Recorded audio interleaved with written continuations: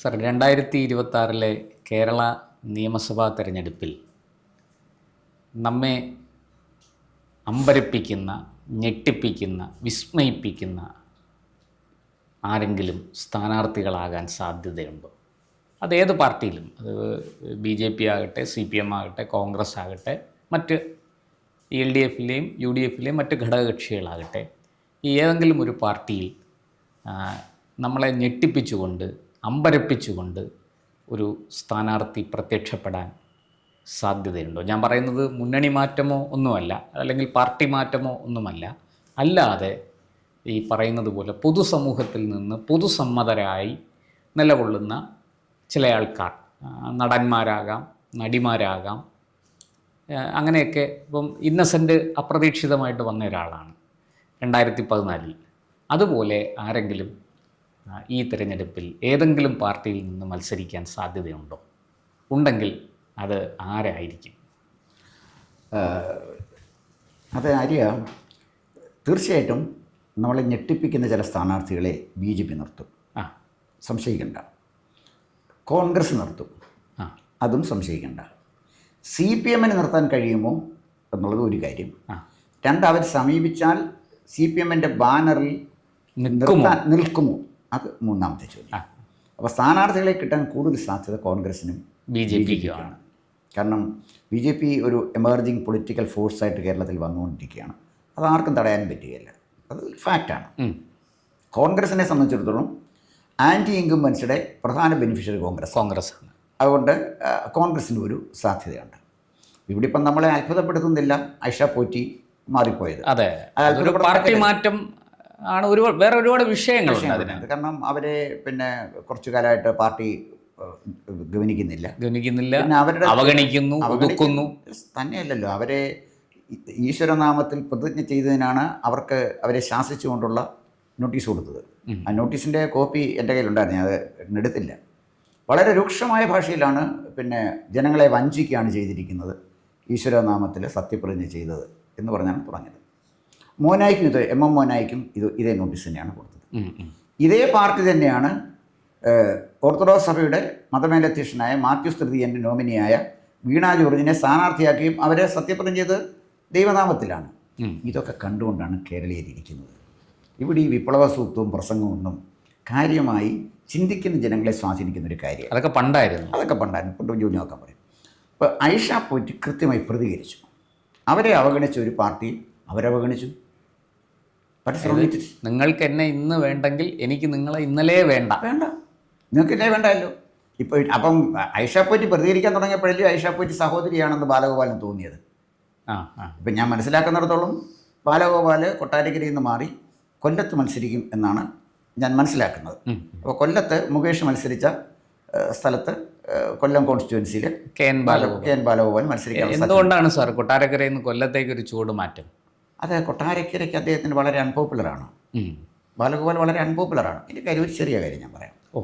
നമ്മളൊരു കോൺസ്റ്റിറ്റ്യുവൻസിയിൽ എത്തുന്നു, ഒരു വഴി കടന്നു പോകുന്നു. ആ വഴിയിൽ അനാവശ്യമായ ട്രാഫിക് ബ്ലോക്കും ആ വഴിയിൽ വികസനമില്ലാതെ കിടക്കുമ്പോൾ നമ്മൾ ആദ്യം തിരക്കുന്ന പേരേതാണ്? ഇവിടുത്തെ MLA ആരാണ്? ഇവിടുത്തെ MLA ജനപ്രതിനിധി ആരാണ്? അതല്ലേ ആദ്യം തിരക്കുന്നത്. MP തിരക്കത്തില്ല, ഇല്ല. പഞ്ചായത്ത് പറയും തിരക്കത്തില്ല, MLA ആരാണ് എന്ന് തിരക്കും. അപ്പോൾ ഒരു MLA ജനങ്ങൾക്ക് അഷുറൻസ് കൊടുക്കേണ്ട ഒരു കാര്യം അവിടുത്തെ ഗതാഗത സൗകര്യങ്ങൾ മെച്ചപ്പെടുത്തണം. പഴയ പോലെ ഇന്ന് കാളവണ്ടിയല്ലല്ലോ, ഒരു വീട്ടിൽ 2-3 വാഹനങ്ങളാണ്. അപ്പോൾ ആ density of population density of vehicles വളരെ കൂടുതലാണ്. 1.5 കോടി വാഹനങ്ങൾ കേരളത്തിൻ്റെ നിരത്തിൽ ഓടുന്നു എന്നാണ്. അതിന് ഓടാനുള്ള നിരത്ത് വേണ്ടി ഒരു ചെറിയ ഉദാഹരണം ഞാൻ പിന്നെ ആര്യോടെ പറയാം. MC റോഡ് വരുമ്പോൾ ഏറ്റവും വലിയ ബോട്ടിൽ നെക്കിലൊന്ന് കൊട്ടാരക്കരയാണ്. തീർച്ചയായും നിസ്സാരമായിട്ട് പരിഹരിക്കാവുന്നൊരു കാര്യമാണ്. MC റോഡിൽ മൈലുമൊക്കെ കഴിയുന്ന ഭാഗത്ത് ഇങ്ങോട്ട് മുന്നോട്ട് വന്നാൽ ഒരു ഫ്ലൈ ഓവർ പണിതാൽ നിമിഷ നേരം കൊണ്ട് അവിടുത്തെ പ്രശ്നം പരിഹരിക്കും. കൊല്ലം ചെങ്കോട്ട റോഡ് അതിൻ്റെ കീഴിൽ കൂടെ, ഫ്ലൈ ഓവറിൻ്റെ കീഴിൽ കൂടെ കടന്നു പോകും. കൊട്ടാരക്കര ഈസി ആയിട്ട് വാഹനങ്ങൾക്ക് കടന്നു പോകും. അപ്പോൾ കൊട്ടാരക്കര ടൗണിലെ കൺജഷൻ പരിഹരിക്കാൻ കഴിയാത്ത ഒരു മന്ത്രിയായിരുന്നു KN ബാലഗോപാൽ. അതേ കൈക്കിലിക്കാരനല്ല, പിന്നെ അഴിമതിക്കാരനല്ല, സൗമ്യനാണ്, മാന്യനാണ്, അതിലൊന്നും എനിക്ക് അഭിപ്രായ വ്യത്യാസമില്ല. പക്ഷേ ഇന്നെഫക്റ്റീവ് മന്ത്രിയും മോസ്റ്റ് ഇന്നെഫക്റ്റീവ് MLA ആയിരുന്നു അദ്ദേഹം. സ്വന്തം കോൺസ്റ്റിറ്റ്യുവൻസിയിലെ ഒരു പ്രധാന പ്രശ്നം പരിഹരിക്കാൻ അദ്ദേഹത്തിന് കഴിയില്ലെങ്കിൽ കേരള സംസ്ഥാനത്ത് എന്ത് കഴിഞ്ഞാൽ അദ്ദേഹം പരിഹരിക്കാൻ പോകുന്നത്? പോയി നോക്കൂ. ഇപ്പോൾ ഉദാഹരണത്തിന് തൊടുപുഴ പോയാൽ തൊടുപുഴ റിംഗ് റോഡും ഔട്ടർ റിംഗ് റോഡും ഉണ്ട്. തൊടുപുഴ ഒരു ട്രാഫിക് ബ്ലോക്കും ഇല്ല. തൊടുപുഴ ചെന്നാൽ ഗംഭീരമായിട്ട് ഇട്ടിരിക്കുകയാണ്. അത് അവിടുത്തെ MLA-യുടെ മിടുക്കാണ്. PA ജോസഫിൻ്റെ കോൺസ്റ്റിറ്റ്യുവൻസി, അത് മാണിസാറിൻ്റെ കോൺസ്റ്റിറ്റ്യുവൻസിയാണ്. പാലായിലോട്ട് നോക്കൂ. പാലാ ടൗണിലേക്ക് പ്രവേശിക്കുന്നതിന് മുമ്പ് തന്നെ ഈ റോഡിൻ്റെ 2 സൈഡിലും പൂക്കളും ചെടികളും ഒക്കെ വെച്ച് മനോഹരമാക്കിയിരിക്കുകയാണ്. മീനച്ചിലാറിൻ്റെ തീരം എന്ത് ഗംഭീരമാക്കിയിരിക്കുകയാണ്. അവിടെ ഇരിക്കാൻ സൗകര്യമുണ്ട്, സകല സൗകര്യങ്ങളുണ്ട്. അപ്പോൾ നമ്മൾ പാലായിലൂടെ മാണിസാറിനെ അല്ലെങ്കിൽ മാണിസാറിലൂടെ പാലയാണ് കാണുന്നത്. അത്ര ഒരു കോൺട്രിബ്യൂഷൻ നടത്താനും ബാലഗോപാലിന് ഭാഗ്യവശാൽ കഴിയാത്തത് കൊണ്ട് കൊട്ടാരക്കരയെ പൊതുവികാരം അദ്ദേഹത്തിനെതിരാണ്. കാരണം ഇതിൻ്റെ കാര്യം വെച്ചാൽ നമ്മൾ ഈ പബ്ലിക്ക് നിൽക്കുന്ന ഒരാളാണ്. അപ്പോൾ കൊട്ടാരക്കര എനിക്ക് ഒരുപാട് ബന്ധുക്കളും സുഹൃത്തുക്കളും ഒക്കെ ഉള്ള സ്ഥലം. അവരാരും ഈ തെരഞ്ഞെടുപ്പിൽ ബാലഗോപാൽ വോട്ട് ചെയ്യും എനിക്ക് തോന്നുന്നില്ല. കാരണം അവർ നെഗറ്റീവ് എതിരാണ്. കാരണം കൊട്ടാരക്കരയുടെ പ്രശ്നം പരിഹരിക്കാൻ കഴിഞ്ഞില്ല. സാർ, അത് കേവലം ബാലഗോപാലിനോട് മാത്രമുള്ള എതിരാണോ അതോ CPM-നോടും ഈ ഇടതു ഭരണത്തിനോടും ഉള്ള ഒരു എതിര് കൂടി അതിനകത്തില്ലേ? അത് 2 തരത്തിൽ വരും. ജനറലി ഒരു ആൻറ്റി ഇൻകംബൻസി കേരളത്തിൽ എല്ലായിടത്തും ഉണ്ട്. അത് ജനറൽ ട്രെൻഡ് 140 മണ്ഡലങ്ങളിലുണ്ട്. പക്ഷേ ചില മണ്ഡലങ്ങളിൽ ഈ ട്രെൻഡിനെ അതിജീവിക്കാൻ അവിടുത്തെ MLA ചെയ്ത് വികസന പ്രവർത്തനങ്ങൾക്ക് സാധിച്ചിട്ടുണ്ട്. ഉദാഹരണത്തിന് 4-5 ടേം കേരളത്തിൽ കോന്നിയിലെ MLA ആയിട്ടിരുന്ന ആളാണ് അടൂർ പ്രകാശ്. ഇടതുപക്ഷം വലതുപക്ഷമൊക്കെ മാറി ഭരിച്ചപ്പോഴും ഇടതുപക്ഷം വരുമെന്ന് ഉറപ്പുള്ളപ്പോഴും അടൂർ പ്രകാശിനെ കോന്നിക്കാർ വോട്ട് കൊടുത്തു. അതെ, ശക്തമായ ഇടത് തരംഗം ഉള്ളപ്പോഴും അടൂർ പ്രകാശ് ജയിച്ചു. എന്താ കാര്യം? ആ കോൺസ്റ്റിറ്റ്യുവൻസിക്കായിട്ട് ചെയ്ത കാര്യം കൊണ്ടാണ് ഞാൻ പറഞ്ഞത്. ഇപ്പം ഉദാഹരണത്തിന് പത്തനാപുരത്ത് ഈ കൊട്ടാരക്കരെ പോലെ തന്നെ വിരുദ്ധ തരംഗം പത്തനാപുരത്ത് ഉണ്ടാവണ്ടല്ലേ? എന്തുകൊണ്ട് പത്തനാപുരത്തുകാരെ പിന്നെ ഗണേഷ് കുമാറിനെ പ്രിഫർ ചെയ്യുന്നു? ഗണേഷ് കുമാർ തോക്കുവോ ജയിക്കുമോ എന്നല്ല ഞാൻ പറയുന്നത്. ഗണേഷ് കുമാറിനെ തോൽപ്പിക്കുന്നത് ബുദ്ധിമുട്ടാണെന്നാണ് ഞാൻ പറഞ്ഞത്. അത്രയും ബുദ്ധിമുട്ടില്ല KN ബാലഗോപാലിനെ കൊട്ടാരക്കരയിൽ തോൽപ്പിക്കാൻ.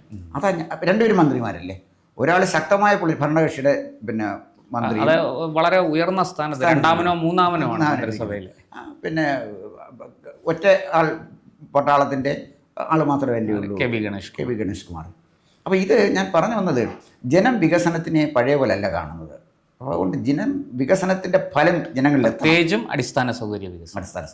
അപ്പോൾ അതുകൊണ്ട് കൊട്ടാരക്കര ഐഷ പോറ്റിക്ക് ഒരു ബെറ്റർ ചാൻസ് അവർ മത്സരിച്ചുകൊണ്ട് അത് ഒഴിവാക്കാനാണ് അദ്ദേഹം കൊല്ലത്ത്. അതായത് ഒരു നാണക്കേട് ഒഴിവാക്കാൻ അദ്ദേഹം കൊല്ലത്തേക്ക് മാറും. പക്ഷെ കൊല്ലത്ത് ജയിക്കുമെന്ന് ഉറപ്പൊന്നുമില്ല. അല്ല, കൊല്ലത്ത് ജയിക്കുമെന്ന് ഉറപ്പ് പറയാൻ പറ്റില്ല. കാരണം എന്തറിയോ, അതിനൊരു ചെറിയ പ്രശ്നമുണ്ട്. ഈ ഒരു ഗവൺമെൻറ്റിനുണ്ടായ സാമ്പത്തിക പ്രതിസന്ധിയുടെ വില കൊടുക്കേണ്ടി വരുന്ന ധനമന്ത്രിക്കാണ്. ഇപ്പം കിഫ്ബിയുടെ നന്മയും തിന്മയും ഏറ്റെടുത്തത് തോമസ് ഐസക്കാണല്ലോ, അല്ലേ? അതെ. അപ്പോൾ എന്ന് പറഞ്ഞ പോലെ സർക്കാർ ഉദ്യോഗസ്ഥന്മാർക്ക് കൃത്യമായി DA കൊടുക്കാൻ പറ്റിയില്ല. ഇതിലെല്ലാം ഗൗരവമുള്ളൊരു കാര്യമാണ്. DA സർക്കാർ ഉദ്യോഗസ്ഥന്മാരുടെ അവകാശമല്ല എന്ന്, ഔദാര്യമാണെന്ന് ഹൈക്കോടതിയിലെ സത്യവാങ്മൂലം കൊടുത്തിട്ട് വിപ്ലവം പ്രസംഗിച്ചാൽ മതിയോ? കാൾ മാർക്സിൻ്റെ പിന്നെ ദാസ് ക്യാപിറ്റലിൻ്റെ 7-ാം അധ്യായം 3-ാം പിന്നെ പാരഗ്രാഫ് വായിക്കാൻ പറഞ്ഞാൽ ആരെങ്കിലും യോയോ ഒക്കെ പറയത്തില്ലേ? ഇവരെ ഈ ലോകത്താണ് ജീവിക്കുന്നത്. ഇപ്പോൾ ഞാൻ പറഞ്ഞു വന്നത്, ഈ ഒരു MLA ആയിരിക്കാൻ, ഒരു മന്ത്രിയായിരിക്കാൻ, ഒരു പാർട്ടിയെ നയിക്കാൻ കോമൺ സെൻസ് മതി. But common sense is not common in CPIM. അതാണ് CPM നേരിടുന്ന ഏറ്റവും കോമൺ സെൻസ് ഇല്ല. അതുണ്ടെങ്കിൽ ഇത് മനസ്സിലാവുള്ളൂ. അപ്പോൾ ഇവിടെ ബാലഗോപാലിനെ പറ്റിയതും ജനവികാരം മനസ്സിലാക്കാനുള്ള ഒരു കോമൺ സെൻസ് അദ്ദേഹത്തിൻ്റെ പ്രവർത്തിച്ചിരുന്നുവെങ്കിൽ മിനിമം ആ ഫ്ലൈ ഓവർ അവിടെ തീരുമാനം. 2 വായനശാല ഉദ്ഘാടനം ചെയ്തു, ഒരിടത്തൊരു തിയേറ്റർ ഉദ്ഘാടനം ചെയ്തു. ഇതൊന്നും ഇൻഫ്രാസ്ട്രക്ചർ ഡെവലപ്മെൻറ്റിൻ്റെ ഭാഗമല്ല. റോഡാണ് പ്രധാനം. ജനങ്ങൾക്ക് ആവശ്യമുള്ളത്, ആദ്യത്തെ ആവശ്യം ജനങ്ങൾക്ക് റോഡാണ്. ആ റോഡ് തീർന്നു കഴിയുമ്പോഴത്തേക്ക് ജനങ്ങൾക്ക് ഇപ്പം തന്നെ പിണറായി വിജയൻ പറയുന്ന പിന്നെ ഒരു വലിയ നേട്ടം എന്താണ്? NH-66 അല്ലേ? ഉമ്മൻചാണ്ടിക്ക് നടപ്പിലാക്കാൻ കഴിയാതെ പോയ ഒന്ന് പിണറായി വിജയൻ നടപ്പിലാക്കി. അത് ഞാനും പിണറായി വിജയനെ ബഹുമാനിക്കുന്ന ഒരാളാണ്. 30 മീറ്റർ മതി എന്ന് ഉമ്മൻചാണ്ടി പറഞ്ഞിടത്ത് പിന്നെ 45 മീറ്ററിൽ പിണറായി വിജയൻ റോഡ് തീർത്തില്ലേ? അതിനാണ് പിണറായി വിജയനെ ബഹുമാനിക്കുന്നത്. ഗ്യാസ് പൈപ്പ് ലൈൻ തീർത്തില്ലേ? അത് ഇൻഫ്രാസ്ട്രക്ചർ വികസനമാണ്. അപ്പോൾ അവിടെ ഗ്യാസ് പൈപ്പ് ലൈൻ തീർത്തുകൊണ്ട് കൊല്ലത്ത് താമസിക്കുന്ന എനിക്കെന്താ ബെനിഫിറ്റ് എന്നല്ല, എൻ്റെ സംസ്ഥാനത്തിന് കിട്ടുന്ന ബെനിഫിറ്റ്, എൻ്റെ സംസ്ഥാനത്തെ വ്യവസായ രംഗത്തിനുണ്ടാകുന്ന മാറ്റം. അപ്പോൾ എന്ന് പറഞ്ഞതുപോലെ അത്തരം ഒരു കാര്യം നിർഭാഗ്യവശാൽ ബാലഗോപാൽ ചെയ്യാൻ കഴിയാഞ്ഞതുകൊണ്ട് കൊട്ടാരക്കര ഒരു ബെറ്റർ ഓപ്പർച്യൂണിറ്റി ഐഷ പോറ്റിക്കുണ്ട്. സാർ, നമുക്ക് തിരിച്ചു വന്നാൽ ഈ വിസ്മയിപ്പിക്കുന്ന സ്ഥാനാർത്ഥികൾ എന്ന് പറഞ്ഞു, അത് അങ്ങനെ ആരെങ്കിലും വരാൻ സാധ്യതയുണ്ടോ? ഈ അങ്ങ് BJPയുടെയും കോൺഗ്രസിൻ്റെയും കാര്യത്തിലാണ് അത് പറഞ്ഞത്. പൊതുവെ ഇപ്പോൾ ഇടതുപക്ഷത്ത് ഈ പറഞ്ഞതുപോലെ ഒരു ഭരണവിരുദ്ധ വികാരത്തിൻ്റെ ശക്തമായൊരു സമ്മർദ്ദം നേരിടുന്നതുകൊണ്ട്, വെല്ലുവിളി നേരിടുന്നതുകൊണ്ട് ആരും CPM-ൻ്റെ തണലിൽ നിന്നുകൊണ്ട് മത്സരിക്കാൻ തയ്യാറായി വരില്ല. പക്ഷേ കോൺഗ്രസിൻ്റെ കാര്യത്തിൽ അങ്ങനെയല്ല, BJPയുടെ കാര്യത്തിൽ അങ്ങനെയല്ല. അങ്ങനെയെങ്കിൽ ആരൊക്കെയാണ് ആ സാധ്യതാ പട്ടികയിൽ ഉള്ളത് എന്നൊരു സൂചന എങ്കിലും നമുക്ക് കൊടുക്കാൻ ഇപ്പം നമ്മൾ ഞാൻ പിന്നെ പത്രലോകത്ത് നിൽക്കുന്ന ആൾ, അല്ലെങ്കിൽ മാധ്യമ ലോകത്ത് നിൽക്കുന്ന പത്രലോകം, അല്ല മാധ്യമ ലോകത്ത് നിൽക്കുന്ന ആൾ, നമ്മൾ രണ്ടുപേരും ഒരുപാട് ഇൻഫർമേഷൻസ് നമുക്ക് കിട്ടും. എല്ലാം നമുക്ക് പറയാൻ പറ്റില്ല. ചിലതിൻ്റെ അതിൻ്റെ ഒരു ക്രെഡിബിലിറ്റി നോക്കണം. പല കാര്യങ്ങൾ നോക്കിയില്ലേ നമുക്കൊരു നമ്മൾ പറയുന്നത് കേട്ടുകൊണ്ട് പ്രേക്ഷകരിരിക്കുകയാണ്. അവരെ വഞ്ചിക്കുന്ന വിധത്തിൽ പെട്ടെന്ന് പിന്നെ ഒരു പേര് പറഞ്ഞ് വൈറലാകാനുള്ള ന്യൂസ് ഒന്നും കൊടുക്കാൻ ഞാൻ തയ്യാറില്ല. സാർ, കഴിഞ്ഞ തവണ നമ്മുടെ പാലക്കാട് ശ്രീധരൻ സാറ് മത്സരിച്ചു, മെട്രോമാൻ. അപ്രതീക്ഷിതമായിരുന്നു. അത് ഈ തെരഞ്ഞെടുപ്പിന് കുറച്ച് നാളുകൾക്ക് മുമ്പാണ് അദ്ദേഹത്തിൻ്റെ പേര് വരികയും അദ്ദേഹത്തിന് കേരളത്തിൻ്റെ മുഖ്യമന്ത്രി സ്ഥാനാർത്ഥിയായിട്ട് പോലും ഉയർത്തി കാണിക്കപ്പെട്ടു BJPയുടെ.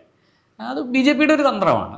അദ്ദേഹം ജയിച്ചോ തോറ്റോ എന്നൊക്കെ ഉള്ളത് അങ്ങിപ്പോൾ പറഞ്ഞതുപോലെ മറ്റൊരു വിഷയം. നമുക്ക് അങ്ങനെ ആരെങ്കിലും പ്രതീക്ഷിക്കാൻ കഴിയുമോ? ആ തരത്തിൽ ഈ വലിയ രീതിയിൽ വികസന പ്രവർത്തനങ്ങൾക്ക് ശേഷിയുള്ള, ഇപ്പോൾ ഉദാഹരണത്തിന് ഞാൻ പറഞ്ഞ ISROയുടെ മുൻ ചെയർമാൻ സോമനാഥൻ സാറിനെ പോലെയുള്ള, നമ്മൾ അങ്ങനെ വ്യക്തികളുടെ പേര് പറഞ്ഞില്ലെങ്കിൽ കൂടി ആ തരത്തിലുള്ള ആൾക്കാർ വരാനുള്ള സാധ്യതയുണ്ടോ? സ്ഥാനാർത്ഥിയാകാനുള്ള ഒരു നീക്കം നടക്കുമോ?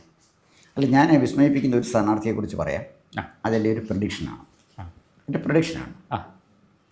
അമ്പലപ്പുഴ നിയോജക മണ്ഡലത്തിലെ G. സുധാകരൻ എന്ന് പറയുന്ന CPM നേതാവ് സ്വതന്ത്ര സ്ഥാനാർത്ഥിയായിട്ട് മത്സരിക്കാൻ സാധ്യതയുണ്ട്. അതിൻ്റെ കാരണം എന്താണെന്ന് വെച്ചാൽ, നമുക്കൊക്കെ ഉണ്ടല്ലോ അമ്പലപ്പുഴ അമ്പലവും ബന്ധുക്കളും ഒക്കെ ഒരുപാടുണ്ടല്ലോ.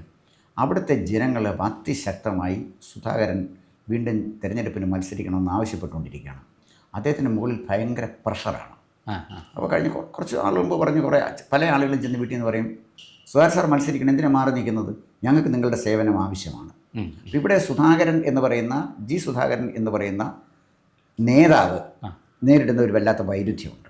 അതിലൊന്ന്, അദ്ദേഹം അച്ചടക്കമുള്ള ഒരു രാഷ്ട്രീയ പ്രവർത്തകനാണ്. അച്ചടക്കമുള്ള രാഷ്ട്രീയ പ്രവർത്തകൻ പാർട്ടിക്കകത്ത് നിന്ന് പ്രവർത്തിക്കേണ്ടതിന് പരിമിതികളുണ്ട്. ഈ അച്ചടക്കത്തെക്കുറിച്ച് പറയുമ്പോൾ എനിക്ക് ഓർമ്മ വരുന്നത് പ്രൊഫസർ MN വിജയൻ്റെ വാക്കാണ്, അച്ചടക്കമുള്ള മുട്ട ചീമുട്ട.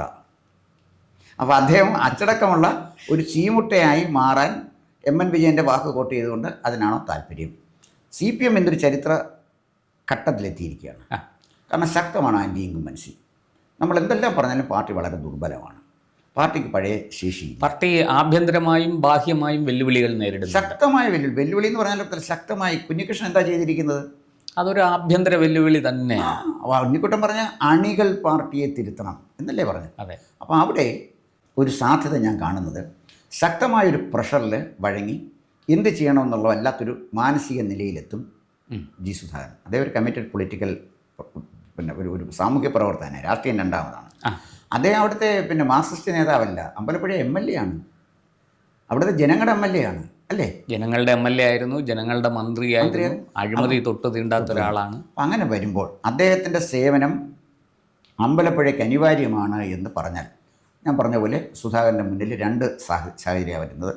ഒരു അച്ചടക്കമുള്ള ചീമൊട്ടയായി കേരള രാഷ്ട്രീയത്തിൽ അപ്രസക്തനാകണോ, ചരിത്രം തന്നെ ഏൽപ്പിച്ച ദൗത്യം, അതായത് ഒരു തിരുത്തൽ ശക്തിയായിട്ട് വന്ന് തൻ്റെ പാർട്ടിയെയും വഴിവിട്ട് സഞ്ചരിക്കുന്ന ഇടതുപക്ഷ ഗവൺമെൻറ്റിനെയും തിരുത്താനുള്ള ഒരു ശക്തിയായിട്ട് മാറി തന്നോട് കാണിച്ച അവഗണനയ്ക്ക്, അതാണ് ഐഷാപ്പൂറ്റി ചെയ്തത്, തന്നോട് കാണിച്ച ഭീകരമായ അവഗണനയ്ക്ക് ഐഷാപ്പൂറ്റി ആരും അപമാനിച്ചില്ല.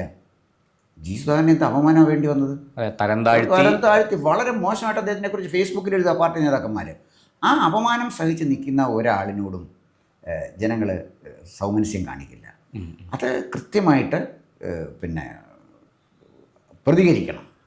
അത് പ്രതികരിക്കാൻ അദ്ദേഹത്തിന് കഴിഞ്ഞില്ലെങ്കിൽ അദ്ദേഹം ഈ കേരള ചരിത്രത്തിൽ ഇടം നേടില്ല. സാർ, അങ്ങനെയെങ്കിൽ അദ്ദേഹം സ്വതന്ത്ര സ്ഥാനാർത്ഥിയാകുമോ, കോൺഗ്രസ് സ്ഥാനാർത്ഥിയാകുമോ? ഞാനൊരു സാധ്യത കാണുന്നത് അദ്ദേഹം പോയി കോൺഗ്രസ് സ്ഥാനാർത്ഥിയാണുള്ള സാധ്യത കുറവാണ്. ഞാൻ അദ്ദേഹത്തിനെ റീഡ് ചെയ്തുകൊണ്ട് പറയുന്നത്, എനിക്കിതിനെക്കുറിച്ച് ഒന്നും അറിയില്ല. ഞാൻ എൻ്റെ നിരീക്ഷണം മാത്രം ഒരു പ്രഡിക്ഷൻ എടുക്കാം, വല്ല വേറെ എടുക്കരുത്. അദ്ദേഹം സ്വതന്ത്ര സ്ഥാനാർത്ഥിയായിട്ട് മത്സരിക്കുകയും കോൺഗ്രസ് അദ്ദേഹത്തെ പിന്താങ്ങുകയും ചെയ്യാനാണ് സാധ്യത. കാരണം കോൺഗ്രസിന് അവിടെ പ്രബലനായിട്ട് സ്ഥാനാർത്ഥിയില്ല. ലിജു നല്ല നേതാവാണ്. ലിജുവിൻ്റെ പ്രസംഗം ഞാൻ കേട്ടിട്ടുണ്ട്.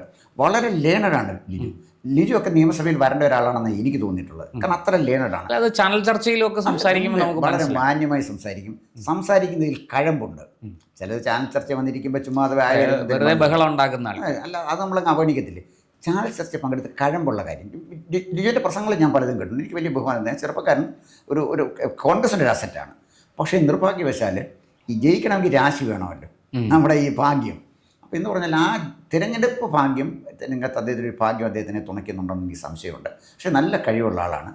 വീണ്ടും അദ്ദേഹത്തെ തന്നെ മത്സരിപ്പിച്ചാൽ അമ്പലപ്പുഴ ഒരു വലിയ നേട്ടമൊന്നും നേടാൻ കോൺഗ്രസ്സിന് കഴിയില്ല. മറിച്ച് അമ്പലപ്പുഴ മത്സരിക്കാൻ പറ്റുന്ന നല്ലൊരു സ്ഥാനാർത്ഥി കോൺഗ്രസിൻ്റെ കയ്യിലില്ല. അതുകൊണ്ട് ഈ രണ്ട് സാഹചര്യങ്ങൾ കൊണ്ട് അപ്പോൾ ലിജുവിനെ മത്സരിപ്പിച്ചാൽ ബുദ്ധിമുട്ട് വരും, നല്ലൊരു സ്ഥാനാർത്ഥി കോൺഗ്രസിൻ്റെ കയ്യിൽ ഇല്ലാതെയും വരുമ്പോൾ സുധാകരൻ പിന്നെ സ്വതന്ത്ര സ്ഥാനാർത്ഥിയായിട്ട് നോമിനേഷൻ ഫയൽ ചെയ്താൽ കോൺഗ്രസ് അദ്ദേഹത്തിനെ പിന്തുണച്ചാൽ എന്താ തെറ്റ്? അതല്ലേ ശരി. അപ്പോൾ അതുകൊണ്ട് നമ്മളെ വിസ്മയിപ്പിക്കുന്ന ഒരു സ്ഥാനാർത്ഥിയായിട്ട് ജി സുധാകരൻ അമ്പലപ്പുഴ വരുമെന്നാണ് എൻ്റെ നിരീക്ഷണം പറയുന്നത്. എൻ്റെ നിരീക്ഷണം മാത്രമാണ് ഇത് പറയുന്നത്. എന്നാലും ഒരുപക്ഷെ അങ്ങനെ വന്നാൽ കേരളത്തിലെ ചില ക്വാളിറ്റേറ്റീവ് ചേഞ്ചസ് വരും കേരള പൊളിറ്റിക്സിൽ. അത്തരം ക്വാളിറ്റേറ്റീവ് ചേഞ്ചസ് അത്യാവശ്യമാണ്. അത്തരം ഒരു ക്വാളിറ്റേറ്റീവ് ചേഞ്ചിനാണ് ആയിഷ പോറ്റി തുടക്കം കുറിച്ചത്. മറ്റൊരു രീതിയിൽ അത് ജി സുധാകരനെ ഏറ്റെടുത്താൽ അത് നന്നായിരിക്കും എന്നാണ്. അതൊരു കേരള രാഷ്ട്രീയത്തിലെ ഒരു വലിയ മാറ്റത്തിൻ്റെ തുടക്കമായി മാറും തീർച്ചയായിട്ടും. എന്തായാലും നമുക്ക് ഇതുപോലെ മറ്റ് മണ്ഡലങ്ങളിലും ഇങ്ങനെ ചിലരൊക്കെ കടന്നു വരാൻ സാധ്യതയുണ്ട്. നമുക്ക് വരും ദിവസങ്ങളിൽ അതിനെക്കുറിച്ച് ചർച്ച ചെയ്യാം. നന്ദി. കൂടുതൽ വാർത്തകളും വിശേഷങ്ങളും നേരിട്ട് ലഭിക്കാൻ ജനങ്ങളിൽ നിന്ന് ജനങ്ങളിലേക്ക് ജനഭൂമി ന്യൂസ് സബ്സ്ക്രൈബ് ചെയ്യൂ. ബെൽ ബട്ടൺ അമർത്താനും മറക്കരുത്.